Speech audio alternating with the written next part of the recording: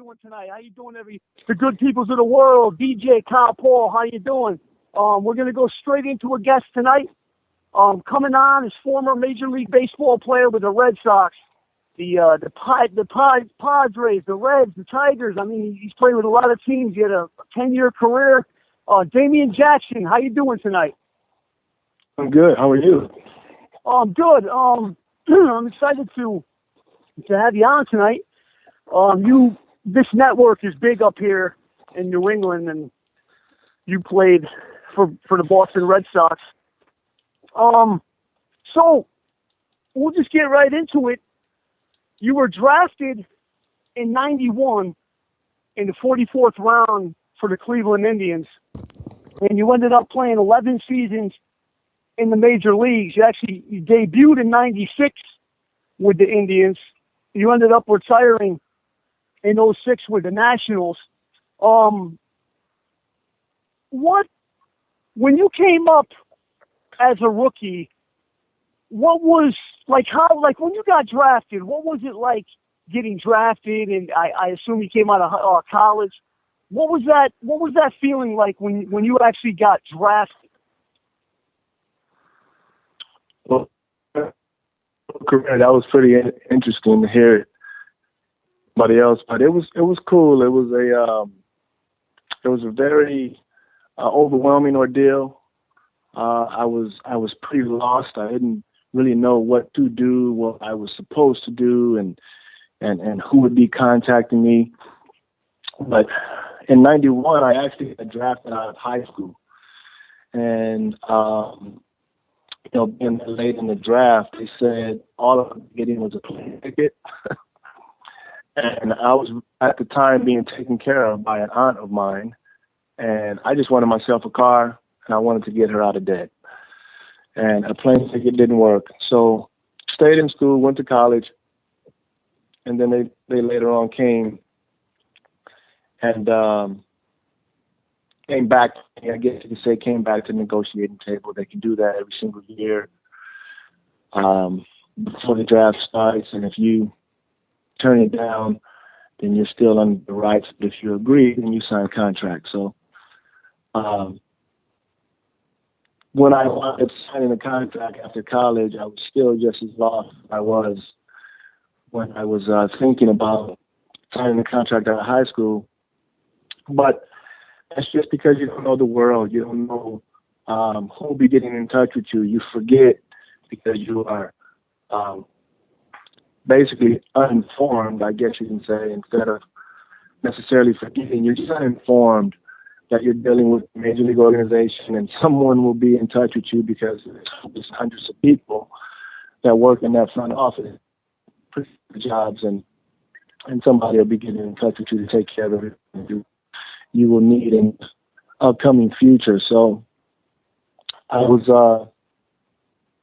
waiting.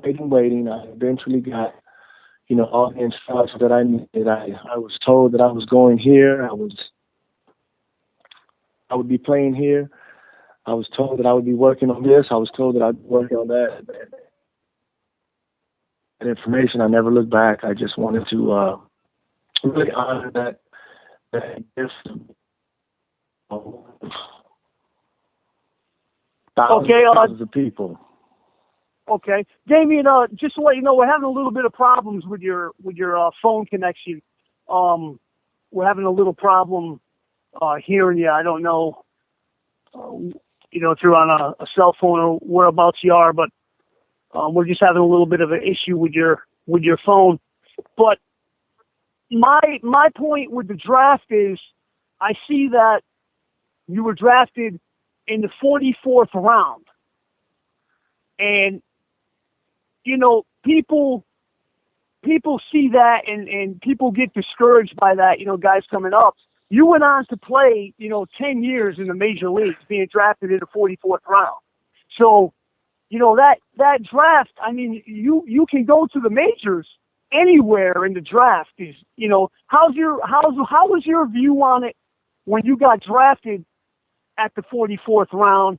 How was your view how was your view on that? Like, did you automatically think, oh, I'll never make it for the 44th round, or did you just have the drive from the beginning? Well, let me first of all apologize about my phone. I am on my cell phone, so if there's any more problems, just cut me off and let me know. But I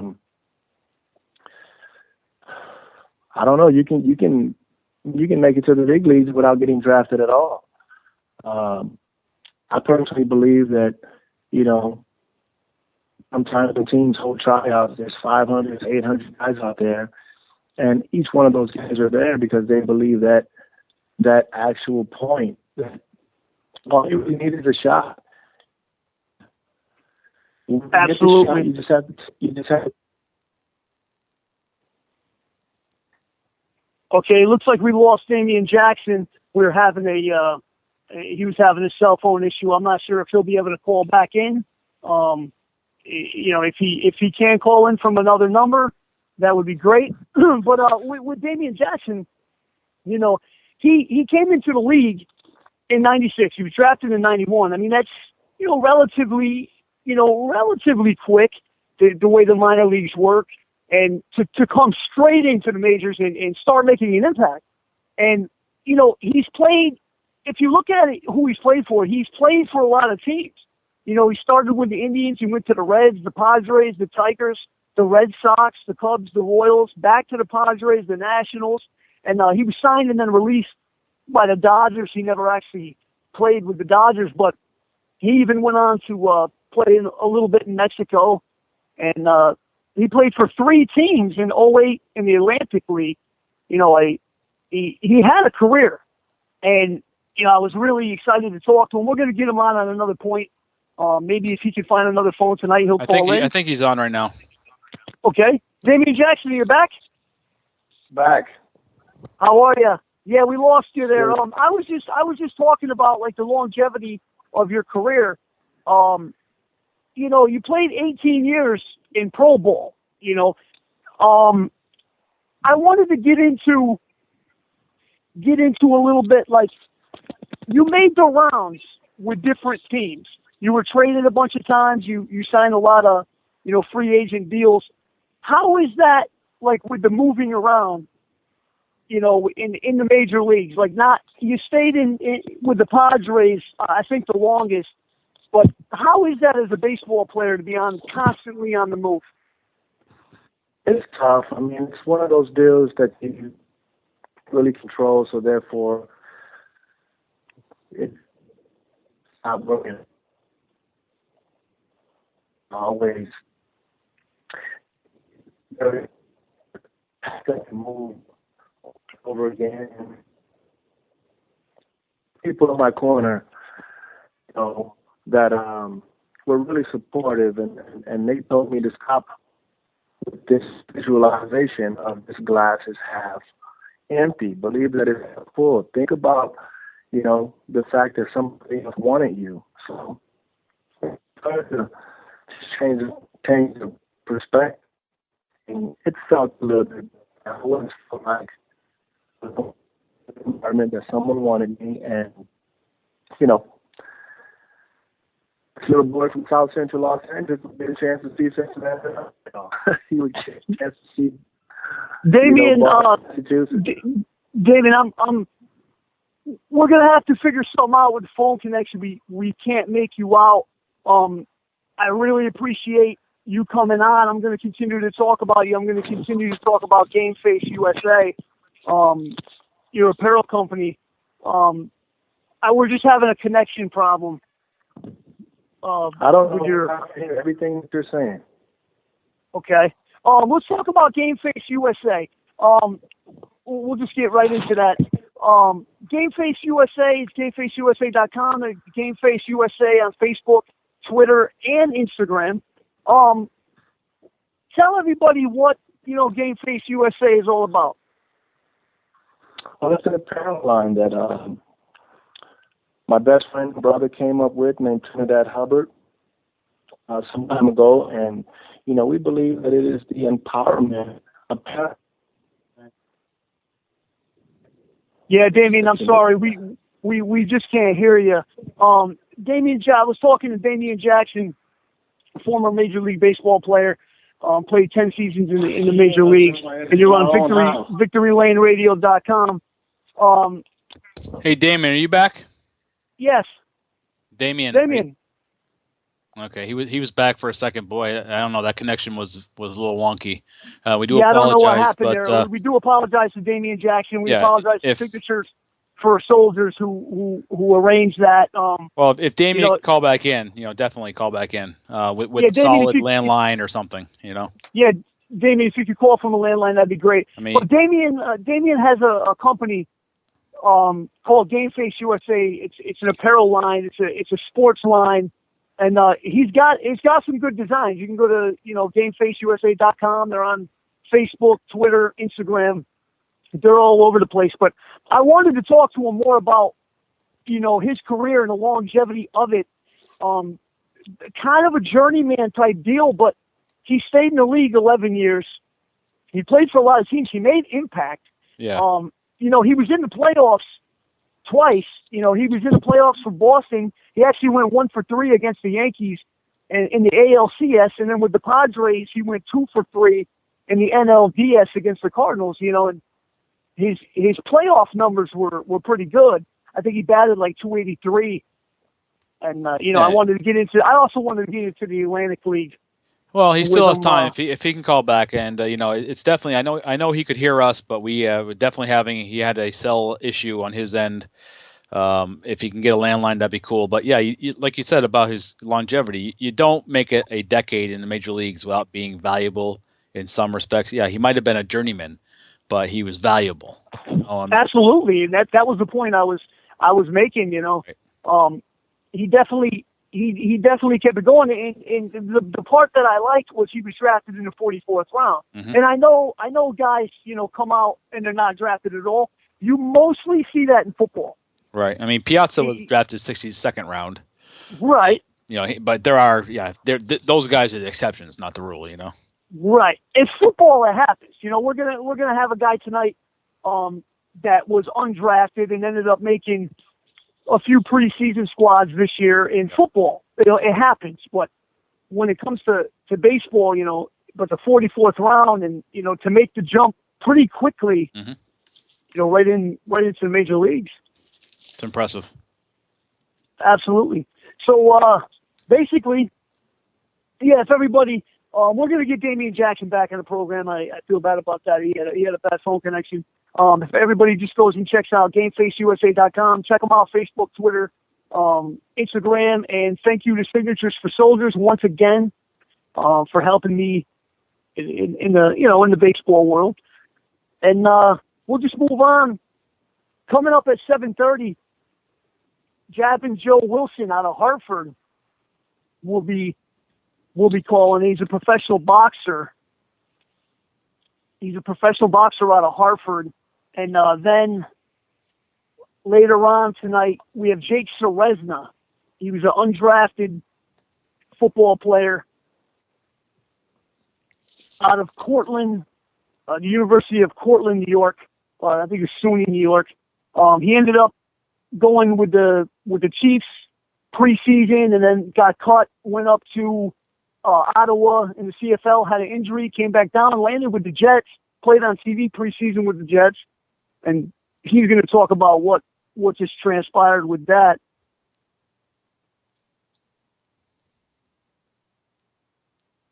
He's going to talk about what transpired with that. Now, next week, I'd just like to tell everybody, next week, it's going to be a 1-hour show. And former Major League Baseball player Scott Sanders will be on the program. And also Machine Gun Mike Oliver, professional boxer out of Connecticut, won a world title. He's going to be on as well. So, like I said, 1-hour show next week. I have a lot of things going on. And then we'll be back the following week I got a big show planned. So we're waiting on Joe Wilson to call in now, boxer out of Hartford. So I just want to put something out there real quick as we're waiting for Joe Wilson to call in. This is totally out of left field. there was an accident coming into Connecticut from New York a few weeks ago, and it was all over the news, and I knew nothing about it. And a truck driver fell asleep and died. I actually saw it on the news, but I didn't recognize the guy's government name, and I know him by a nickname. I actually know who it was now.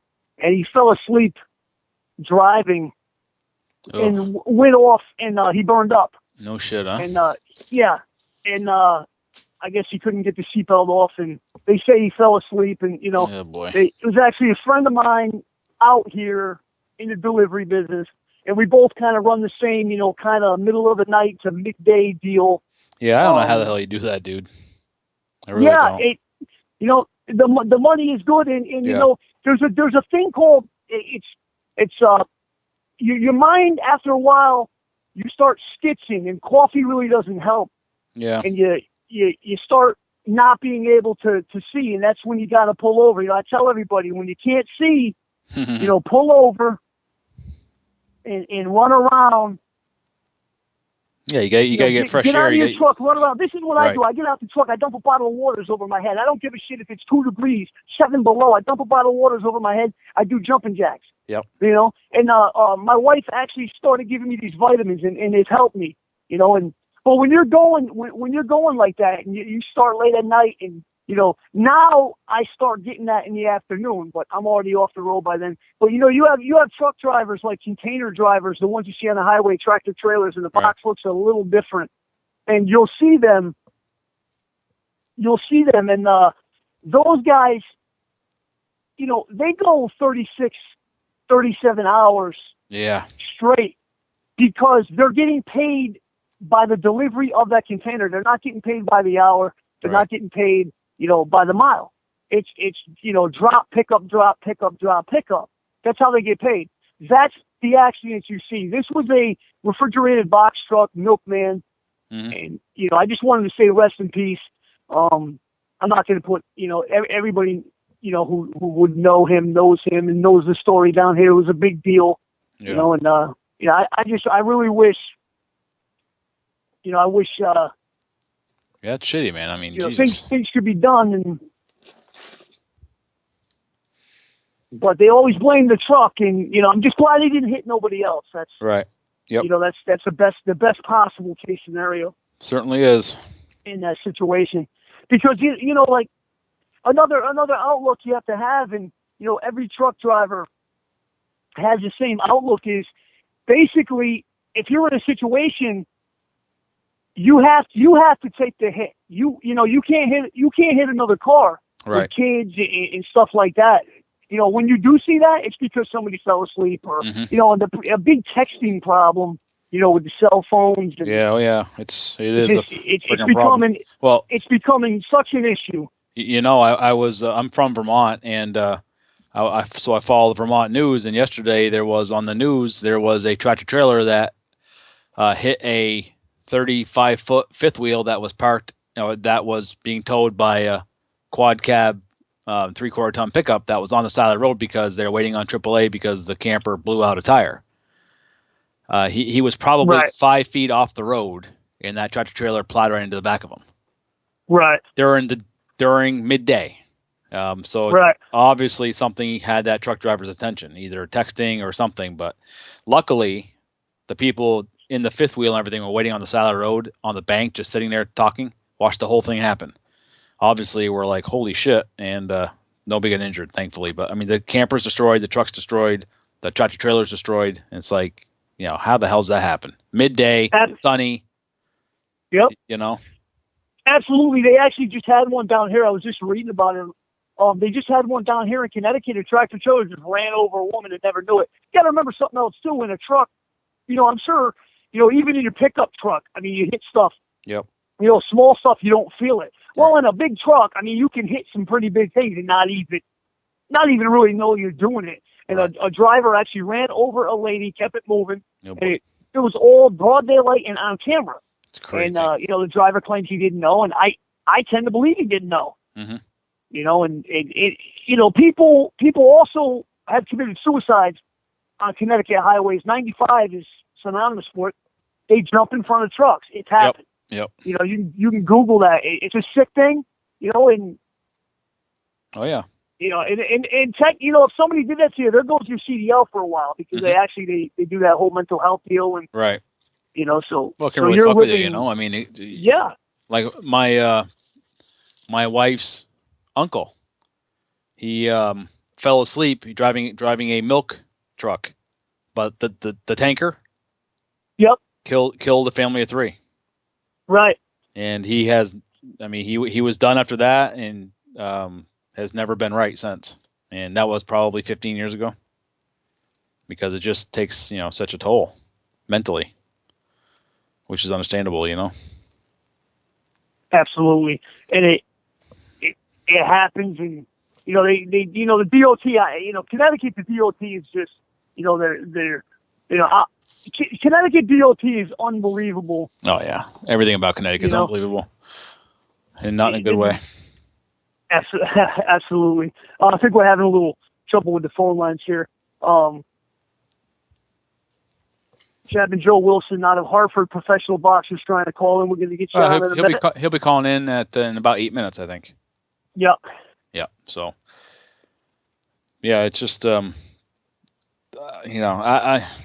not going to talk shit about Connecticut. I work in Connecticut. I make my living in Connecticut, but it's just it baffles me how the governorship in Connecticut can continue to get reelected. It's baffling to me. Absolutely. I think it's because of the low poverty or the extreme poverty in Bridgeport. I think that's what gets Malloy reelected. There's got to be something like that, because God knows he is anti-business. See, the thing is I'm down here. I work down here out of Fairfield County, Stamford, Bridgeport, Norwalk area, and Malloy ruined Stamford. Anybody will tell you, but yet he went on to be governor, and I'm not bashing nobody, but I mean, his kids get arrested multiple times and nothing gets done. And, the whole circle of that crew is constantly in trouble, and, and things just keep getting worse for Connecticut. And like with the DOT,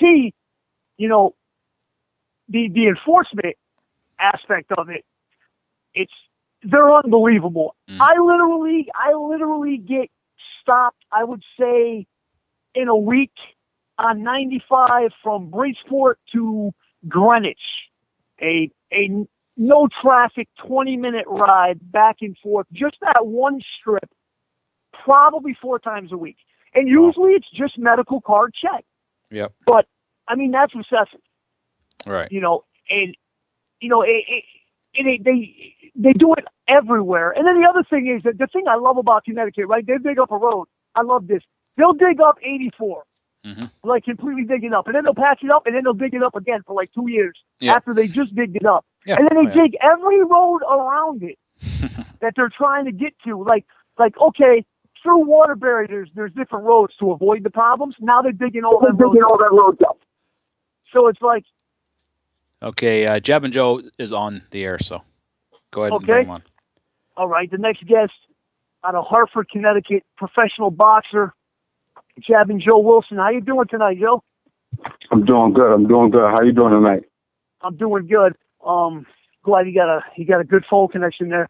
So you're a professional boxer. You're in the super welterweight division, and I've actually seen you fight twice, Mohegan Sun and Foxwoods, early on in your career. Just tell everybody a little bit about yourself that might not know Jab and Joe Wilson, or anything about you. Just let everybody know a little bit about yourself tonight. All right, my name is Joe Wilson, Joseph Wilson.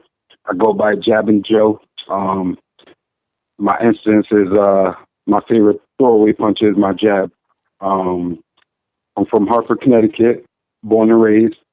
3 and 4 as a professional, and other than that, that's what it is. I'm a 5-time Nutmeg State champion, annual tournament, and pretty much that's it. That's it about me. Absolutely.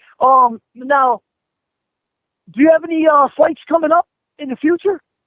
In the future, right now, they again, the promoters, they just called my manager up and, they try to use me as an opponent.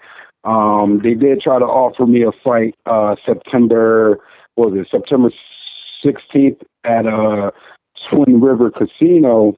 But, basically it's a stepping stone for an up and coming kid out of Providence, and I just don't want to take any more risky fights with my career right now. You know what I mean?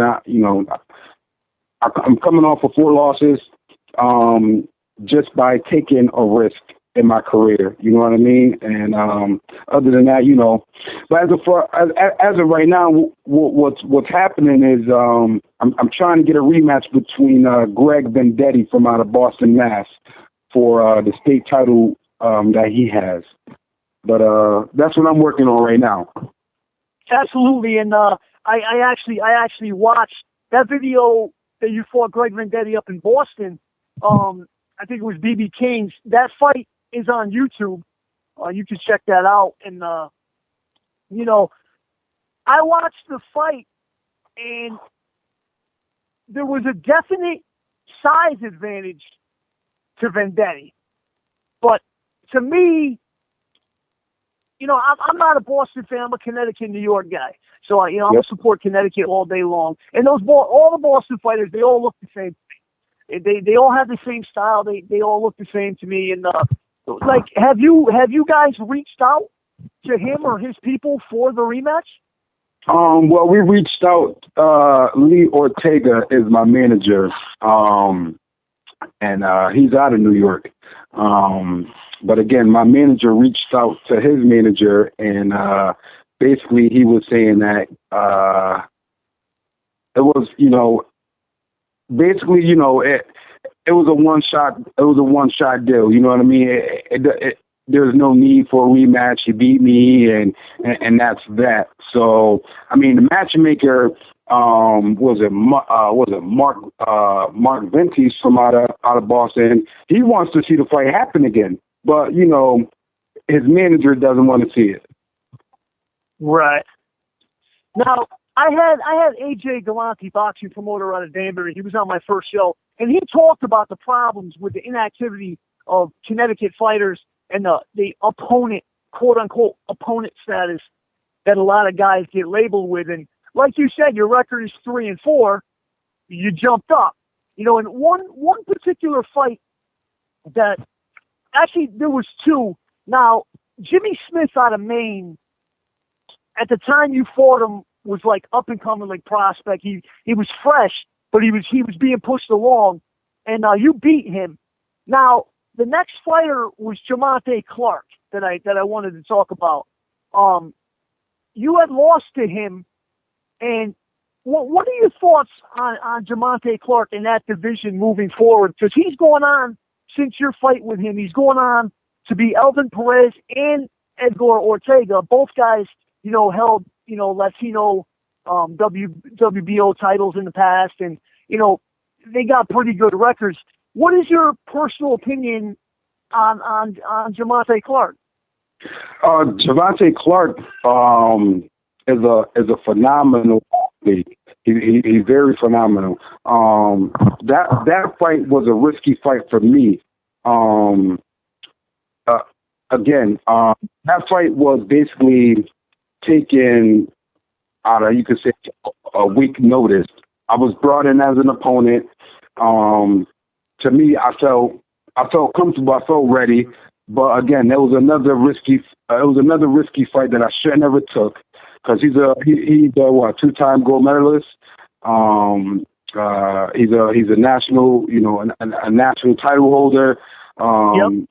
As an amateur, USA team, Olympics, he's done it. It's a different caliber between me and him. At that weight class at 147, between 147 and 145, is a danger zone for me. That's not my comfortable weight. I walk around at 165. Where I'm comfortable at is 152. If you really look at it, at my career, all my losses was under 143, 147, 145. You know what I mean? Those were situations where I had the sauna, I had the weight drain because I don't have a lot of fat on me. You know what I mean? So I got to go into that sauna and lose that extra pound. You know, I got to throw on a sauna suit and run that extra mile. You know what I mean? For me to lose that weight. So, I mean, again, hats off to Devontae Clark, man. He's a beast. At 147, I believe we took that fight at, or 143. That's his weight class. He's comfortable in that weight class, and he's going to do some damage in that weight class. He's a strong kid. You know what I mean? So other than that's what I got to say about him. Yeah, absolutely. I saw that. You know, I had seen you were taking that fight. You know, before the fight happened, and I was like, wow, you know. But I think it was a good fight for you to take. I mean, you know, you gotta.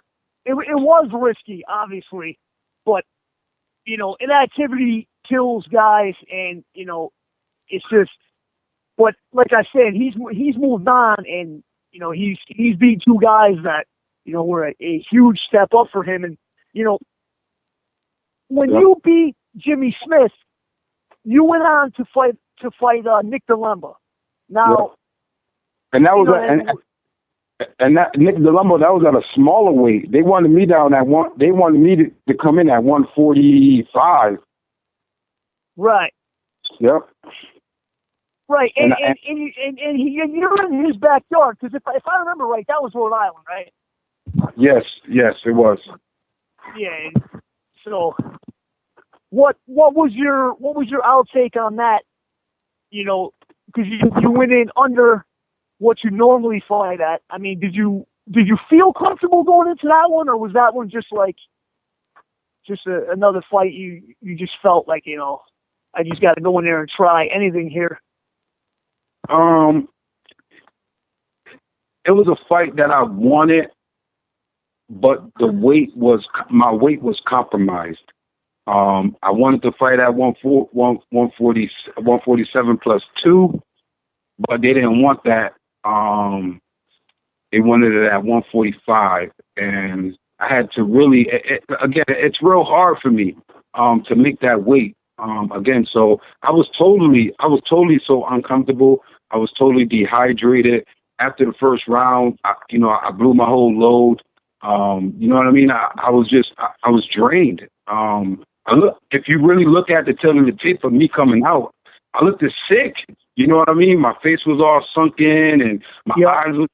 I looked sick that fight. And the night before, you know, after the weigh-ins, me trying to rehydrate with Pedialyte and stuff like that, all that did was counteract it and made me poop all night. So it dehydrated me more. You know what I mean? So, right. So there was a lot of emotional things going on, even with my corner. My corner was kind of compromised too by Jimmy Birchfield and by a couple men that night who kind of intervened and pulled my head guy, you know, away from my comfort zone and to bring him over there. You know what I mean? So it was a lot of controversy that night leading up to that fight. But again, I wasn't at my best. I wasn't where I was comfortable at. Again, I took a fight based on being an opponent. You know what I mean? Joey, listen, it's okay, Joey. You know, you can make the weight. And I'm telling them, like, yo, listen, I cannot make this weight. Oh, well, listen, we're willing to give you more money. Just do what you got to do. So that whole time, you know, again, I don't have a lot of fat. I don't have no fat on me. I got to go to the sauna. So again, I went to the sauna all night. I was killing myself. I was really killing myself. And, you know, again, I could say, you know, it wasn't my best. I wasn't at my best on that fight at all whatsoever. See now, you touched on a topic that a lot of the casual boxing fan, you know, Al Heyman has put boxing on the map now on TV, literally, you know, once or twice a week on all different types of channels. And casual boxing fans, they don't know about what you're talking about. And I'm really excited that you're talking about it with the weight and the saunas and the, making yourself go to the bathroom and all that stuff, making weight and up and down. Now, what do you feel like right now? Because I know you're in great shape right now. I've seen pictures of you. I know you're actually working and still training. What do you feel right now your weight class would be? And then I'll enter it in with all this stuff going on in New York right now with the insurance deal. Connecticut's about to get hot once again, big time, with boxing. There's going to be a movement. You're in shape right now. You're ready to go. You've been hungry since day one. Yeah, you've showed it. You fought guys you shouldn't have been fighting. You were hungry. And that's going to be noticed because boxing is coming here and it's coming here fast because of that whole New York situation. So with that in state, where do you want to fight at right now, weight class wise? Where are you the most comfortable at? And do you see the future that everybody else is seeing in Connecticut right now?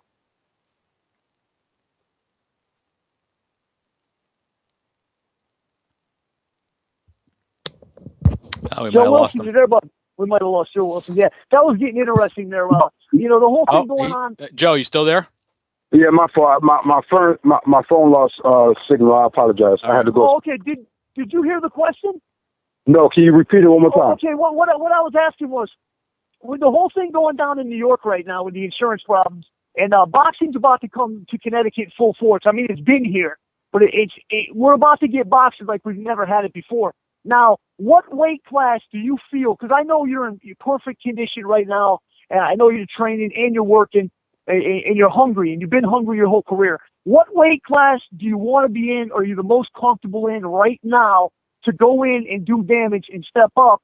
And how do you feel about, the way things are about to come into Connecticut the way they are? The things that, let me see how I want to start this. My comfortable weight is 152. I walk around right now, I'm in shape at 153. I'm roofing 7 to 7, 11 hours on the hot sun. Then I go straight to the gym and put 4 or 5 more hours into the gym, then come home and put two more hours into my 3 little ones that I have. So it's a full-time job for me. But comfortable-wise, 152 is my weight class. And you can see it. I fought Ethan Pena at 152. I fought Saul Almeida at 152. I fought, the lowest that I fought Jimmy Smith at 147 plus 2, so it was a catch weight. So, I came in at 150, and that was comfortable for me. So around 150 to 153 is a comfort, is a real comfort for me. I could do a lot of damage. And as far as boxing coming in Connecticut, it's big. It's real big. And I'm pumped, and I'm ready to go. And the person I do, I want to step back into the ring with because, he has that state title is Greg Vendetti from Boston, Mass. I really feel that I deserve that rematch with that title on the line because I know I will stop him. I will outbox him. I'm a boxer. I'm not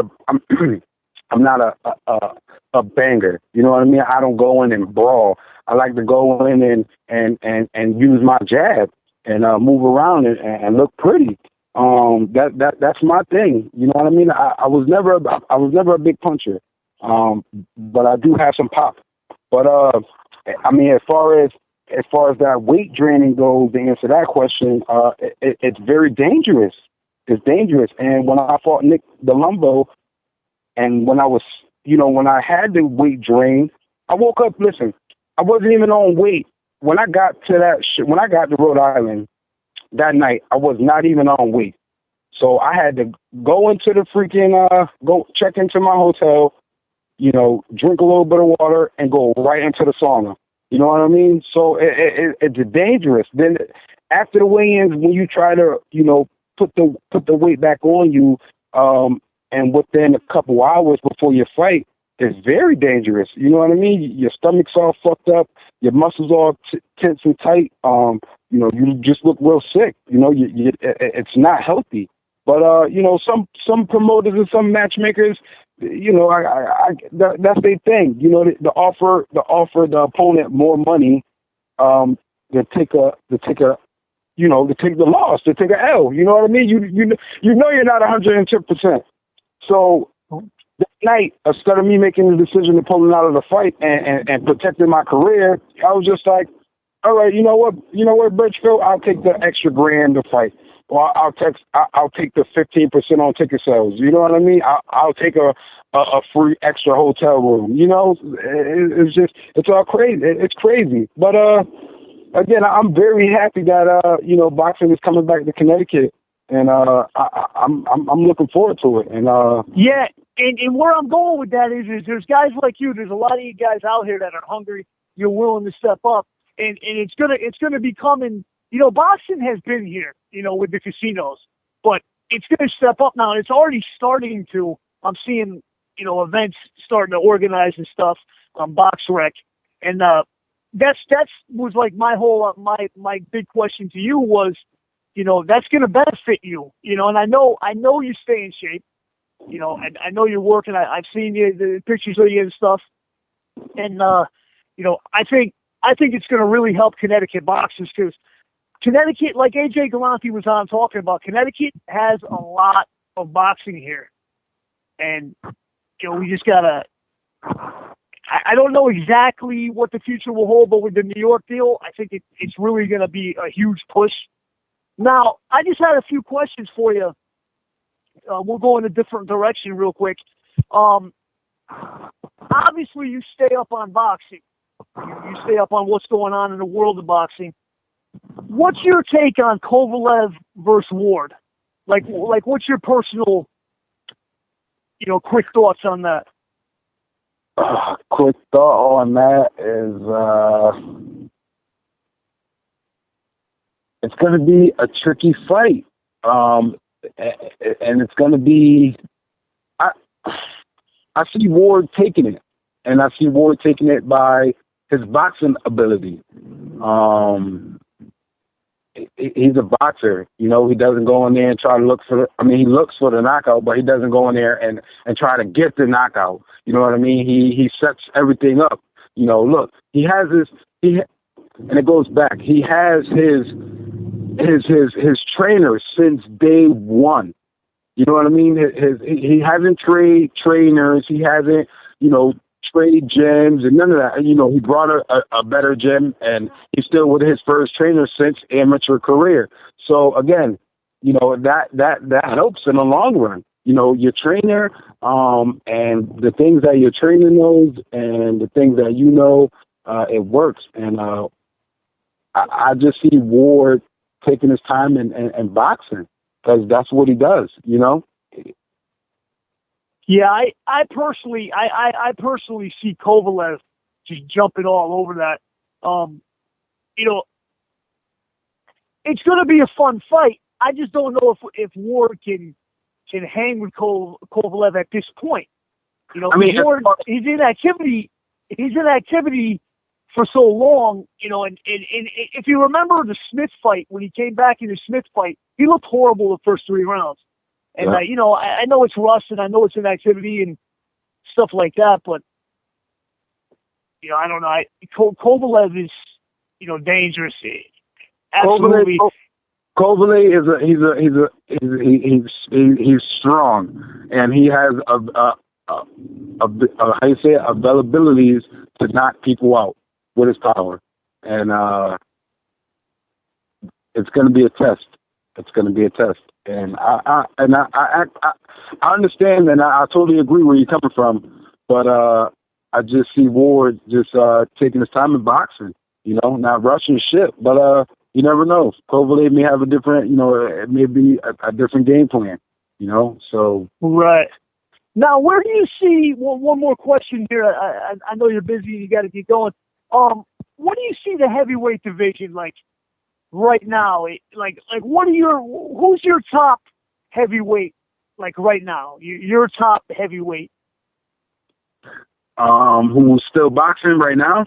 Yeah, active heavyweight. Active heavyweight. I mean, like me personally, I think a year down the road, Anthony Joshua, if he stays on track, will be the heavyweight. And I like a guy out of New Zealand by the name of Joseph Parker. I'm super high on Joseph Parker. I don't know if you've ever seen him fight or watched any of his tape. And I'm a big fan of Fury, and all that stuff. And I like the Shannon Briggs angle, with all his nonsense. I love that. I think that's great for boxing. His videos and his YouTube stuff. I was just wondering, like, what you see the state of the heavyweight division in right now, and who you like. It's kind of hard for me as far as heavyweights. I'm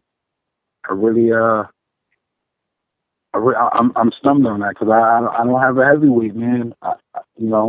Those are new names. Those are new names that you said to me. You got me very interested and really about to YouTube those guys because I thought the heavyweight boxing is I thought it was kind of slim. You know what I mean? None as far as heavyweight goes. Yeah, see, it is, but there's guys there. It is. You keep seeing. I'm not a fan of Damian Brazil. I never have been. I see guys. Keep getting marched out. I mean, you got your Gaverns keep getting marched out. Wilder. I feel Wilder's been exposed. I don't see him at the level of a Joshua. You still got Klitschko. You obviously Fury. I like Fury with the drama he brings along and everything. And I like the stuff Shannon Briggs is doing with the nonsense with the YouTube and the, making fun of everybody. I think David Hay and David Price need to just lay down. But you got Joseph Parker coming up, and I like Anthony Joshua. I think the future will definitely be, with Anthony Joshua and possibly Joseph Parker. And there's a lot of other guys. I mean, Amir Mansour out of Philadelphia, could take it if he had the opportunity. There's a couple good Polish heavyweights right now in the division. But we're talking to Joe Wilson on a Hollering with Hammer radio show on VictoryLaneRadio.com. And before I let you go, other than trying to get a rematch up there in Boston, or you know what, we need to bring Greg Vendetti down here to Connecticut. We that fight, that Greg Vendetti fight, he needs to take that rematch, and I think he should be down here in Connecticut. Not Rhode Island, not Boston. You went up to Boston. You went up to his neighborhood. You took the fight. He needs to come down here. Do you have anything going on? Any websites or social media you'd like to shout out to the people? I do agree with you on that Vendetti fight, man. It should be at Fox Sports. At least one of the promoters out here, like Lou DiBello. Who else out here at what's doing? He's doing big things. I mean, Lou DiBello could make that happen. I mean, he's got Foxwoods right now. And... Yeah. I mean, but I really would like that happen. I really would like to see that rematch happen. But I do have sponsors. I do have a website.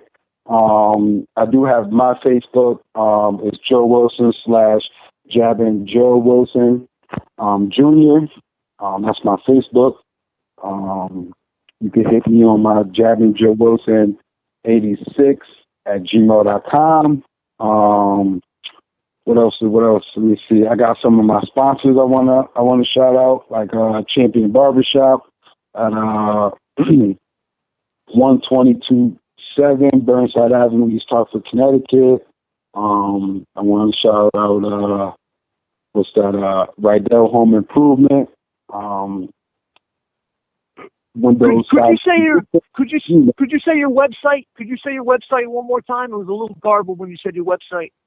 My website is jabbingjoewilson86 at gmail.com. Okay.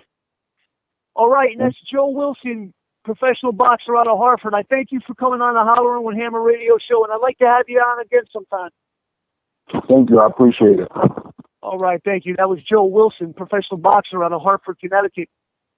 Had a lot of interesting things to say. Eric LaFleche, people don't realize, the whole making weight. Oh yeah. In that whole issue. Now, I'm not sure.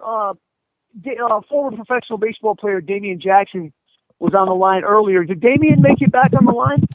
He did not. I believe there was a caller on. Let me see here. Let me bring it up. I tell you what, this is pissing me off here.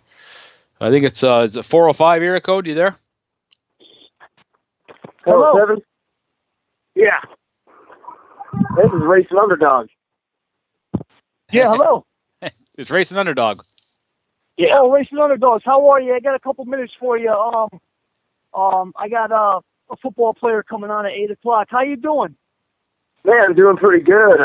I got my throwback voice on for this Darlington weekend. I got a cold. It makes me sound like a prepubescent 15-year-old boy there. So, Okay. Nice. Ready to rock and roll. But all right, so just get right into it because I got a guest coming in at 8:00.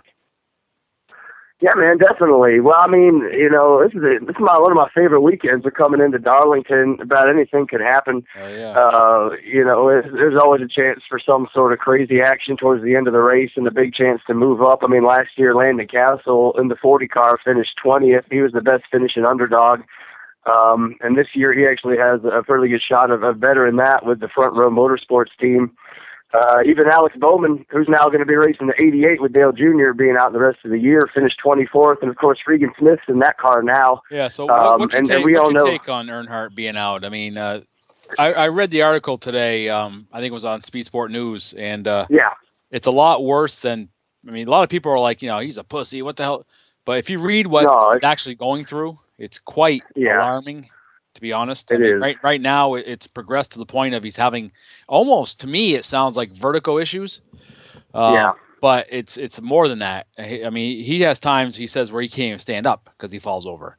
It's scary, actually. Yeah, and I hope he makes it back in the car. But he's been such a good champion for spreading the word and showing everyone what he's going through. It may be one of his greatest legacies beyond his racing career if he's. Ends up having to deal with this for a lifetime because it's hard to get over vertigo issues if that's indeed what he keeps facing. Well, that's what he described. I don't think they've – I mean, they even got it to the point they said where they tested for Lyme disease because they were so confused on what his symptoms were. And now they're saying it's just, they basically cut it down to concussion-related, issues, which I think everybody kind of knew that anyway. But, I mean, he's kind of messed up. Yeah, it's a sad situation. I hope to see him back next year. That's his goal. That's what I heard he said. But it's hard to bounce back after each one gets a little bit worse. So, but that's enough hard hits there. So, But I'm excited for Darlington. Love all these throwback paint schemes. Got some awesome paint schemes coming up for this weekend. It's always fun to see those white wall tires and all those classic paint schemes run around. Casey Mears with that Smokey Unique one. Landon Castle's going to have a J.D. McDuffie. It's pretty awesome. So that is cool. Yeah. And then on top of – go ahead. No, I was saying, Dave, you there? Yeah, I actually there's one paint scheme I'm looking forward to seeing, and that's the number 70 of Derek Holt, which they've made it look like the old 10 that he won the Daytona with. I don't know if any of you guys have seen that. Oh, nice. It looks awesome. Yeah, it does. It looks great. One of the first ones I know, Joey Gase is running the old 52 for Jimmy Means Racing, but, this is one of the first times I think the actual throwback driver and the throwback paint scheme, matched from almost 2 decades ago. So that's going to be pretty special to see that.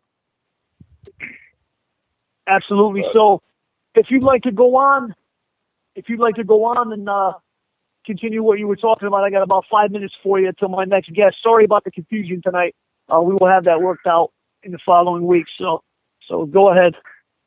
No, I mean, it was just, recapping a little bit from last week. It was, I think I was hoping for a little bit more from that low downforce Michigan race, but it was, at least when you're following these smaller teams, you always hope for some late cautions, like I'm sure we'll see at Darlington, where you can get some wave rounds or some free passes and maybe a few crashes to help move the running order up. We just didn't see that last weekend. I think that one of the better finishers was I think A.J. Allmendinger, of course, and Casey Mears, those two RCR-affiliated cars, and then Regan Smith in 26th. Other than that, it was a tough day, but it was a really tough day for Front Row Motorsports, both Landon Castle and more importantly, or as importantly, Chris Buescher having issues, and he's trying to make the chase by getting in the top 30 in points after that rain win in Pocono, and he's only 7 points ahead of David Reagan with 2 races left. And I usually wouldn't care about the chase for these smaller teams, but you know, Roush is throwing a lot of good equipment behind Chris Buescher right now, trying to get him in the chase, and that's going to be real fun to see how that plays out. I'm really looking forward to that because, you know, that would be huge for that little team. Absolutely. I had one question. I didn't know if you had anything in on it. The truck race, yes. Brett Moffitt. Now, what is going on with Brett Moffitt? I mean, he was in Cup. He did very well. I know the whole Michael Waltrip deal, you know, didn't pan out for him. Can you go into that at all? Yeah, a little bit. I'm not sure about the extent of his Red Horse deal right now, but that was a great come from behind win. Only lead 1 lap at Michigan, and it's the last lap for him. It really is going to boost his career. He had a great start with Michael Waltrip Racing when Brian Vickers went out last year. He was 8th at Atlanta.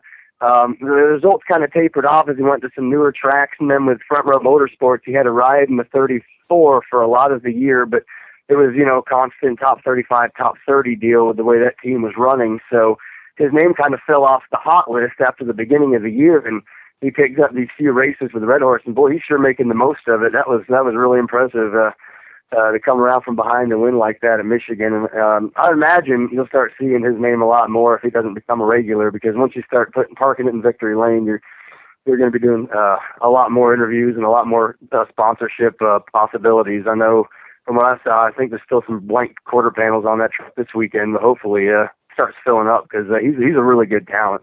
Just needs to get in a seat where he has some consistency.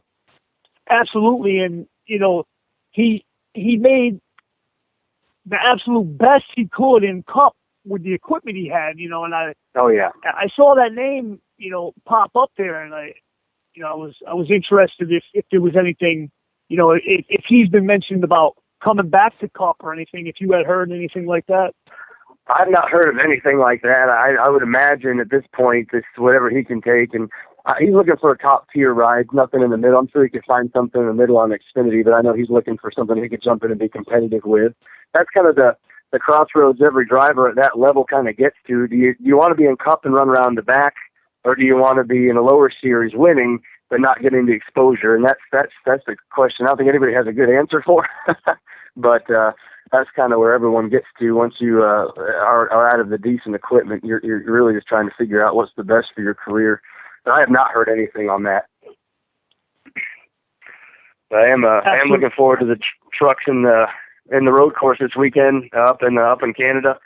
Got a lot of good action the last few years up there. A couple of bump and runs in the last corner, so it's gonna be pretty wild. You know, there's a lot of good opportunities for some smaller teams, maybe with a couple road course aces there, especially Jordan Anderson, who's really come on strong lately with a good string of top 20 runs, and then Tommy Joe Martins, who actually drives for Spring Mountain Motorsports Ranch out in Vegas. He does a lot of road course racing just as an instructor, so I know he got some new ECR engine power last week, had a good top 15 at Michigan, and I know he's looking forward to this road course race, so I'm hoping we can see some good finishes for those small teams there too. Absolutely. Now you were going to mention a little bit about a New England driver, if you'd like to go into that. Yeah, definitely. It was a good timing because it's been such an up and down year for Ryan Preece, but you know, he kind of cut his teeth starting at about 2007 in the modifieds. I think he started around the age of 16 from Connecticut, but last week he got his best finish on the road course. He finished 11th last week, and that's 3 straight good finishes for him. He's averaging about a top 15 finish over the last 3 races. Before that, it seems like he couldn't buy any luck. He'd get on a roll of one good race, and then he'd have a blown tire or a blown motor. I was at Daytona, and you know, they just had a new motor put in, and he blew the motor at Daytona, which is one of those good opportunity tracks, and he's just so dejected. I know Johnny Davis team owner. I mean, what do you do? So, but they're getting on a roll now. Really for the limited experience he's had, he's averaging a 23.3 place finish in Xfinity. And for that team, which I believe a special last year showed them they're still using DEI engines, at least valve covers from DEI. They have some older equipment, and they keep recycling it, and they keep, rebuilding it. And it keeps averaging around a top 20, maybe a top 15 finish, and he's finally getting in to where he should be running up there with his teammate Ross Chastain, who's averaging about a 20 place finish and is right on the cusp of being in potential of making the chase. It's going to be pretty hard for him to do that, but he was in potential for make that chase. So absolutely, and we're going to go more into that next week. On the line is Steve from Racing Underdogs. You can check out Racing Underdogs on Twitter, Facebook, Instagram, and do you have a website?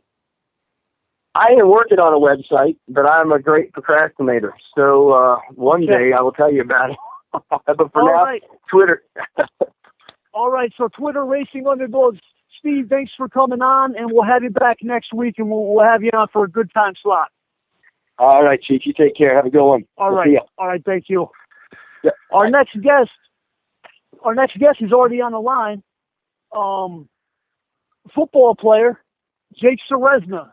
Jake, how you doing tonight? Good. How are you? I'm good.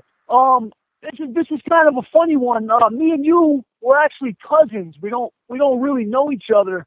I think I knew you when you were younger, and I heard about you playing football for New Fairfield High School, and you went on to Southern, and I was watching your games. They would stream and listen to them, and it was kind of the Jake Ceresna show. Even in Portland, it was constantly Jake Ceresna. Every second, the name was being mentioned. And, if you want to just go into that briefly, your high school into your college career, this is Jake Ceresna, and he's on the Hollering with Hammer radio show on VictoryLaneRadio.com. Yeah, yeah, we have a big family to start with. So I have so many cousins and nephews and uncles that I there's too many to count, but yeah. So high school football, went to a small school, New Fairfield, Connecticut. Not too many people come out of there and play college football. So my junior and senior year was really when I thought that I'd have a chance to go on and play at the next level. So really, my senior year, I dedicated. Was in the gym throughout my entire high school career, but really focused on it. Going into my senior year, worked hard, had a great senior year. Even, as a team, we didn't do too well, but I would have liked to win a couple more games. We went 3-7 that year, but anyway, had a good career. Through the recruiting process, I really didn't have a lot of help, and being a high school kid, the only offers really on the table were Division III schools and a couple of D2 schools that were, getting bullied every year, going 1-9 and stuff like that. So I kind of had to do my recruiting on my own. I started emailing schools, Division I schools, Division II schools, everywhere. I must have emailed at least, 50, 75 schools, hey, check me out. These are my highlights. Let me know if you're interested. And I remember I emailed Southern. It was very late in the process. It had to be December, almost a month after I finished playing. And they got back to me really quick. And I hit it off with a guy who recruited me, Coach Godek. He's a really good guy out of Southern Connecticut. He's the head coach there now. And anyway, they brought me on a trip. They gave me a scholarship, and it was definitely the best move out of high school to go. So I committed there, I think, February. So 2 months after I found out that about Southern Connecticut. And then from there, just worked hard during the off season, got there in, the fall, worked really hard. A couple injuries happened, and, I was a freshman starting my first ever college game, week 1 against IUP, which was, I got my butt whooped that game, but it was this is college football. And that whole season I just worked hard, split the rest of the year with a guy who was older than me. And then after that season, I decided that I wanted to change my major, and that although football was good at Southern Connecticut, I really wasn't too fond of the school. So I transferred to Cortland, which is a great decision, probably one of the best decisions I ever made. And through Cortland, my first year there, I tore my labrum in my shoulder, which hurt me a lot. And, you know, I thought I was going to go in there and start because, going from Division II to Division III, I thought, hey, like, I should be able to just roll kids over here. Didn't really work out that way. I got benched behind another guy who had been there for a while, and it kind of was a lesson. Learned a lot from it. Worked even harder. Went through that shoulder injury. Got surgery at the end of the year, and then became a starter. And had a very good junior and senior year. And then eventually went on to get some professional opportunities. Okay, now a couple things that you had said I'd like to go into. The first thing is, what was the issue at Southern? If you could talk about it, you had said you didn't really like it there. Like, what was the issue you had at Southern Connecticut? Well, it was a big. Mostly it had to do with my major. I wanted to go into like the exercise science field and pursue like a physical therapy type deal, and they only had athletic training there. And then on top of that, I'm not sure, you know, it just didn't, can't really describe it. Just didn't really sit right. Like me being there. It was just, I just knew that wasn't the place for me. It was weird. I just knew that that's not where I was meant to be for the next 3 years of my career. And so, right. That's why I transferred to Cortland. Now, when you went to Cortland, like you had said, you thought you were going to just go in because you were Division II, coming to Division III. And, what was that mindset, sitting behind somebody else with the mindset that you had just said, you know, you should be the guy starting because of where you just came from? Like, how did you work all that out? Because whatever you did, you worked it out great. Because like I said, when I would watch the streams and listen to it, it was the Jake Ceresna show every 2 minutes with the announcer. And you guys won a lot of games. I think your senior season, you went to, what was it? You went to the playoffs, correct? Yeah, my senior season, we made it to the second round of the playoffs, and we that was the farthest we've ever got since I was there, and it was a big turnaround for my junior year when we were 5-5. Right. So not to jump, let's just go back. What was the mindset like? I mean, obviously something happened because you ended up taking the position and excelling in Cortland. So how did you handle that, sitting behind somebody that you thought you should be in front of? Yeah, well, I don't necessarily think I should have been in front of him. Like, he definitely earned that spot over me.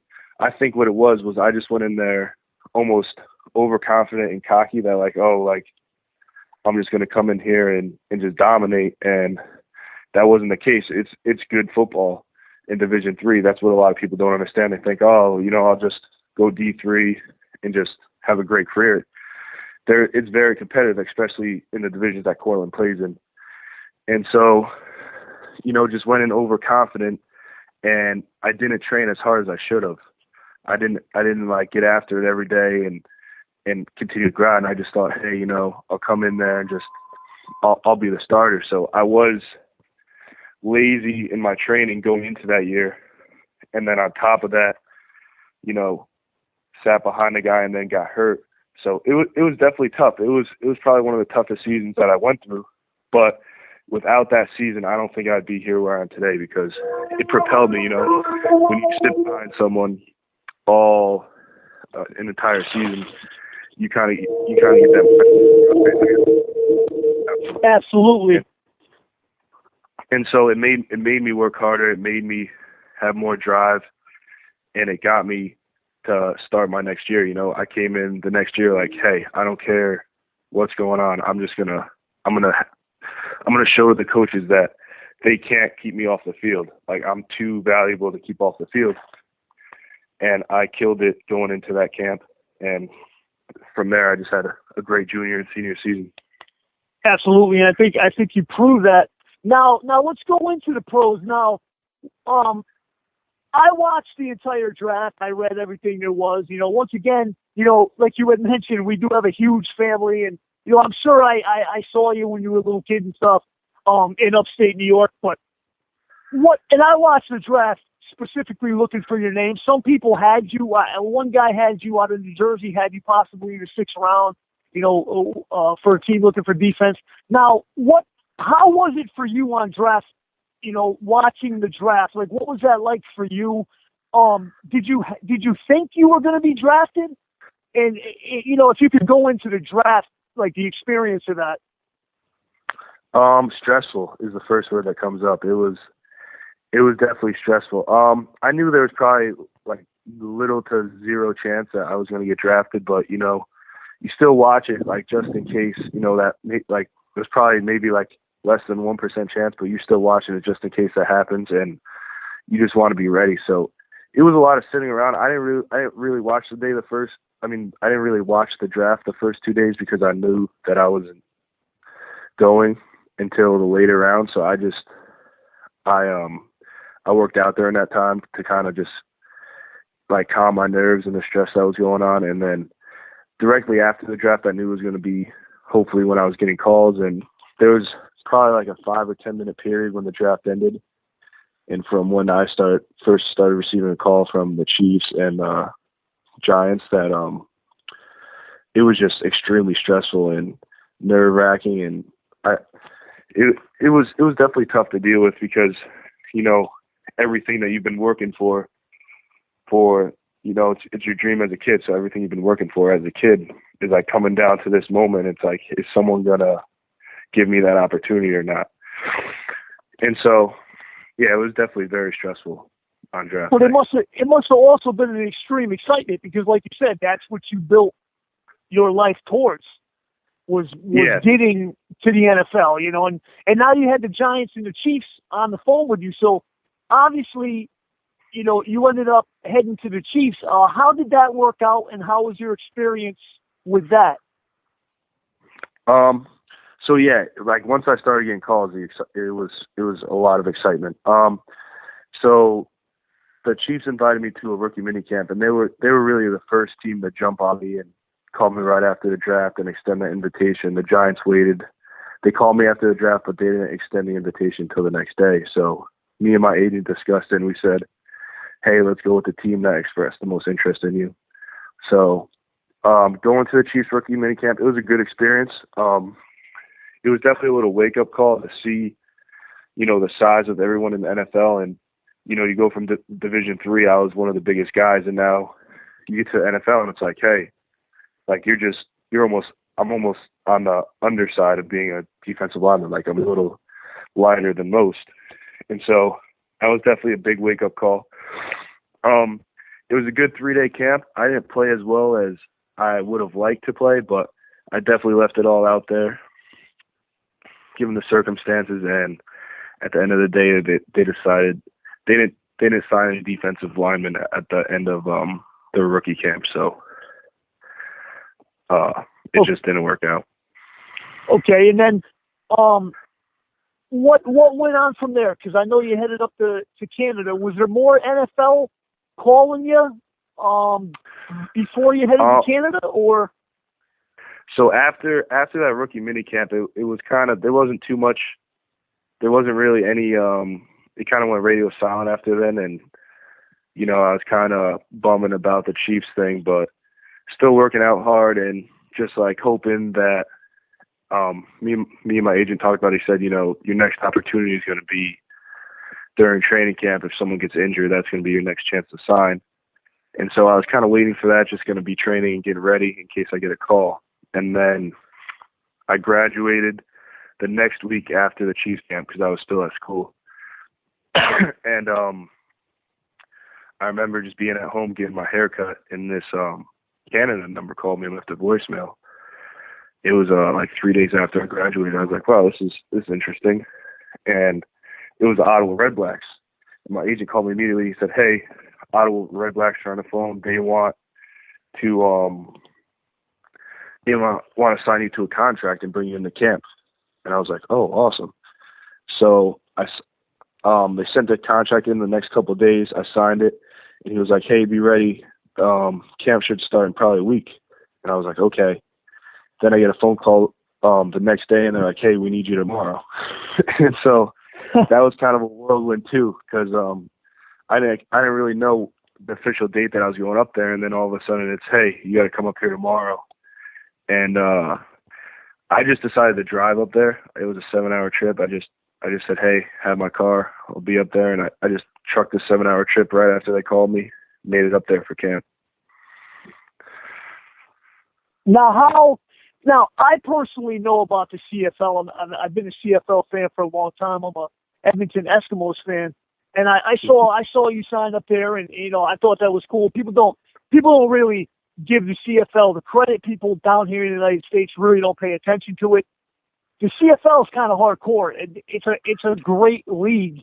Now, you suffered an injury up there, correct? Yeah. The CFL is definitely a great league. I met a lot of great people up there. It's a fun league too. I had a lot of fun when I was up there playing. More high pace, faster, and as like a defensive lineman, it's almost a pass every play. So that's kind of your dream, just to be able to pass rush almost every play. So I had a lot of fun up there. But yeah, about a week into camp, it was a freak play.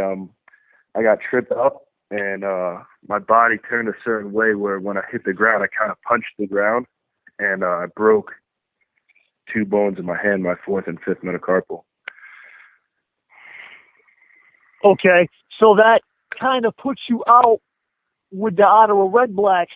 Where did you go from there? I mean, what was your mindset from that point? Like, what did you do from that point on? Yeah, so I saw a doctor up there. He said it was going to be about an 8 to 10 week injury, and so they had to make the decision to release me because I was still a rookie, and I didn't really prove myself yet. So from there, they liked me a lot when I was up there, so they said, hey, we'll sign you to the practice roster down the road when you get healthy. So after I left there, my main thought was, hey, I'm going to be going back there once this injury's healed up. So I just kept training, even like through the injury, just stayed ready for that call. And then I remember I got healthy, and they were talking about, hey, we can't sign you for a couple weeks or until our roster expands. And the Packers gave me a call, and they brought me in for a workout at offensive lineman. I never played that position before in college. Like, last time I played it was high school. So I did well in the workout, but I didn't have the technique down, and they didn't feel comfortable throwing me out there without me having that base of knowledge. So they said, hey, maybe later on in the year we'll bring you along. And then, so then I was hoping for that to work out, so I kept training. And then the Jets gave me a call, and they said, hey, we want to bring you in for, like, they gave me a call about a week later. They're like, hey, we want to bring you in for a workout as defensive lineman. We have a spot. And so I shipped off to there to do that workout. Yeah, so now when the Jets call you and you know their defense, Mm-hmm. Did you, like, what was your mindset going into that? I mean, something had to happen for you to get a spot on their defense. And, you go into preseason, you're on TV. I mean, that had to be like the highlight. I mean, right? I mean, you're on television, you're in a preseason game with the Jets, and you eventually got cut. But how was that experience going in with the Jets, playing alongside that defense? It was a great experience. The Jets, they're known for, they have one of the best defensive lines in the entire NFL. They have Muhammad Wilkerson, Leonard Williams, Sheldon Richardson. They got a bunch of really good guys on that team. So when I had my workout and they eventually signed me, it was a crazy experience. It was awesome to, play alongside of those guys. I learned a tremendous information, like a lot of information from being up there. Their defensive line coach, Pepper Johnson, he was I think he was a great coach. He taught a lot, and he really cared for you as a player. So I love playing for him. But the biggest thing I realized playing up there was that, you know, coming from Division III to the NFL, you're like, whoa, like, am I going to be able to do this? Like, can I play with these guys? And after the first practice, I was like, hell yeah. Like, it's just football at the end of the day, and they're just regular people, you know? So I think that was like the biggest thing I learned up there is they're just normal guys like you and me. And football's football no matter where you go. So I played well up there. That preseason game that I played in against the Redskins was absolutely incredible. It was a great experience, and there's nothing like playing in the NFL, I'll tell you that. It was awesome. Absolutely. So now, where does the future go from now? Because, you know, I see on Facebook you're still training. So, you know, what does the future hold? What are you looking at now in terms of, I mean, like I read a thing on CBS Sports, I can't quote it 100%, that about the Jets cutting you because of their defense, but how talented you were. That's on CBSSports.com.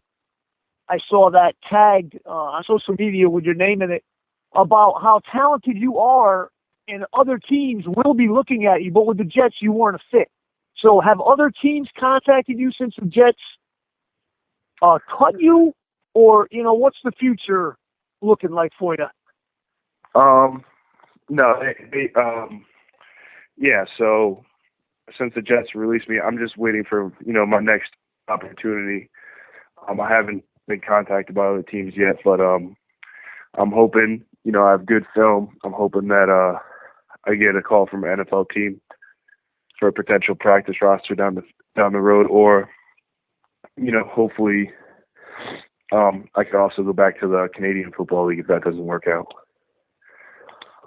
Absolutely. Canadian Football League, like I said, you know, people in the United States really, you know, don't really know too much about it, but it's a great league. It's super competitive. You know, you were on the roster up there in Ottawa with former NFL players. So, yeah, you know, that's the way that league is. And guys basically shuttle back and forth. I mean, you know, there's been guys just like you came out of there. You came out with an injury this year and ended up on a preseason NFL team. So, you know, and that happens. So is there anything, do you got anything going on? Anything, any social media sites you want to promote? Any websites? Anything you got? No, not at this time. You could follow me on my Instagram at Cerez58. It's CEREZ58, and on Twitter at Jake Ceresna. But as far as anything else going, not too much as right now. Okay, now I have one more question. This was a little out there. I see pictures of you on social media in the MMA gym. Now, are you just training there, or is that a possibility going into MMA? Because I see you with those guys. Yeah, no. I used that gym is also connected to a physical therapy clinic, and I used to work in the clinic. So the owner of that gym I'm very close with. His name is Paul Ciato. He's a good guy, and he owns that gym and he owns the physical therapy clinic. So attached. That's just like a regular gym with the MMA, like it's Brazilian Jiu-Jitsu attached to it. And so I'm in there working out a lot because it's close to my home when I'm around. But no, I don't think I'm going to be pursuing MMA or anything like that anytime soon. Okay, so we won't be seeing Jake Ceresna now in a UFC cage, because I see the pictures with those guys. You standing with those guys. I was just wondering about that. So yeah. I appreciate you coming on the show last minute like this. You know, we've been trying to work out something, but I mean, you've been super busy. You know, one point you were in Canada, I was trying to get you on, and then you were with the Jets last week. So I really appreciate you coming on, man. And I'd like to have you on in the future if you got something going on. You know, if you get signed or anything, man, you're more than welcome to just get a hold of me, and I'd like to have you back on. Yeah, no problem. It was a pleasure being on, and yeah, I'm hoping for that. Definitely something's going to work out in the future. So if I'm back on the show, that's a good sign. Absolutely. All right, Jake. Thank you very much for coming on. That was Jake Ceresna, football player, out of college. Ended up going to the Chiefs camp. Ended up on television preseason with the Jets, and he's going to land somewhere. Absolutely. Jake Ceresna. So as we move on, we're going to end the show. In a couple of minutes, we have 4 bull riders. CowboyCoffee2.com bull riders out of Kentucky. Up and coming guys. It's going to get a little rowdy. If you got kids listening, you might want to turn it off at 8:30 when these guys start calling. Who knows what will be said. But yeah, that was a great interview. I've been wanting to have him on. I followed his career. Like I said, he's actually related to me, and I probably met him when he was a kid. But like he said, I come from a huge family, and I find new relatives every day. They kind of crawl out of rocks, it seems. But I followed his entire college career, basically from the end of his high school career right into college, and then into Canada and into the NFL. And I know he'll make it back. I mean, CBS Sports put up a thing today. I think it was yesterday. They put up a thing about how, he's got the talent. It's just he did not fit with the Jets. The Jets defense is, what do you say about the Jets defense? It's one of the tops. So, yeah, we're going to get into some bull riders in a few minutes here. Just wait for them to call in. Like I said, next week we got Scott Sanders, former professional baseball player, and as of right now, Machine Gun Mike Oliver, former world champion boxer, and he's actually out of Hartford, Connecticut. And it's going to be great getting him on. You have one of the writers on. All right? Yep. Okay. Yep. Now, up next, we have 4 Cowboy Coffee Chew and Cowboy Up for a Cure bull riders on the line. How you doing tonight? Pretty good. Now, who's this? I have Dakota Walker. All your numbers jumbled. Now, Dakota Walker. Yes, sir. How's everything going tonight, man? Dakota Walker is an up-and-coming cowboy out of Kentucky. He's going to be chasing a dream. Me and Dakota are actually working on big things beyond, just local bull riding and stuff. About, we're looking into possibly, pushing it even further for these 4 guys that are calling in, and they're Cowboy Coffee 2 guys. They're Cowboy Up for a Cure. Dakota, if you wanna take a couple minutes and tell people about you, what you do, what you've done, and where you're going, while we're waiting for the other guys to get on the line. All right. Well, I'm 21 years old. I'm daddy to a 2-year-old single father. That's my world right there. That bull riding. Been bull riding for the past about 6 months. Really got into it once I got back from the military. Spent a little time in the military, basic training. My knee gave out. That it didn't really go where I wanted it to go. So I started looking at the bigger picture. I've always dreamed about being a bull rider, and I was like, as soon as I got back, no better time than to make it than now. So I got started, and I ain't really got no big achievements yet. Working on it, but we're riding with Cowboy Up for a Cure. Basically, that's an organization that's reaching out for cancer because everybody's going to get cancer. And we got Cowboy Coffee Chew, and that's I ain't never put nothing like it in my mouth before. I can tell you that. But yeah, right now, Cowboy Coffee Chew is a great product. There's no chemicals. It's just coffee. It gives you energy. Okay, guys, please turn on your radio. Okay? Thank you. Hey guys, you can turn on your radios, please. So yeah, like I was saying, Dakota, we're having an issue here when somebody has a radio up. Somebody's got the radio on. Let's turn them down. Did that fix the problem? Is everybody there now? Yeah, we're having a technical problem here. You're good now. Okay, who's on the line right now? All four. This is Nick. Okay, hey, Nick, how you doing? Nick, I'm going to save you to the end because we're going to get rowdy with you, Nick. # be handy. Be handy. Oh, I got a story for you, baby. Good. That's good. We're going to hold you to the end because we're going to get rowdy. Is Tyler Lee on the line? Tyler Lee is on the line. All right, Tyler. I can't believe you picked up a phone call. Yeah, Tyler Lee's been lost in action. If you'd like to go in for a couple minutes and tell everybody who you ride for, what you're about, what you've done in the future for you, if you'd like to go ahead and do that. Yeah, I got started out about 3 years ago, and I was kind of looking for a way. My mom got sick with she got diagnosed with cancer, and she's been fighting it for about 7 years. And Dakota came along, and he said, hey, man, I'm looking into getting into bull riding. I said, well, man, let's hit it, and let's see where we can go from here. And we started out, I rode up there at the horse park at the Cowboy for a Cure rodeo, and the lady that was putting on, Rebecca, she asked us if we could kind of get the word out about her organization, and, she would kind of back us. And then after that, me and Dakota, we kind of hit a couple SEBRA events. Then we started riding with Disney Mountain.